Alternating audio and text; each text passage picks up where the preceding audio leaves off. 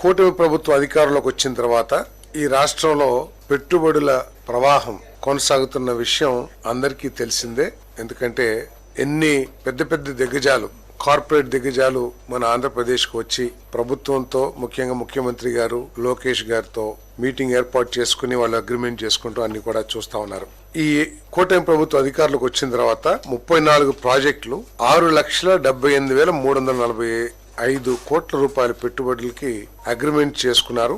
ఈ పెట్టుబడుల ద్వారా 4,28,705 జాబ్స్, ఉపాధి అవకాశాలు, ఉద్యోగ అవకాశాలు ఈ రాష్ట్ర యువతి యువకులకి అందుబాటులోకి వస్తాయని చెప్పేసి మనవి చేస్తాను. ముఖ్యమంత్రి గారు అగాధంలో నెట్టబడిన ఈ రాష్ట్రాన్ని అభివృద్ధి పదంలోకి తీసుకురావటానికి, భవిష్యత్ ఆగమ్య గోచరంగా మారిపోయిన యువతీ యువకులకు మంచి ఉద్యోగ అవకాశాలు కల్పించాలనే లక్ష్యంతో ఆయన అహర్నిశలు కష్టపడి మరి ఈ పెట్టుబడులన్నీ కూడా తీసుకురావడం జరిగిందని చెప్పేసి మనవి చేస్తాను.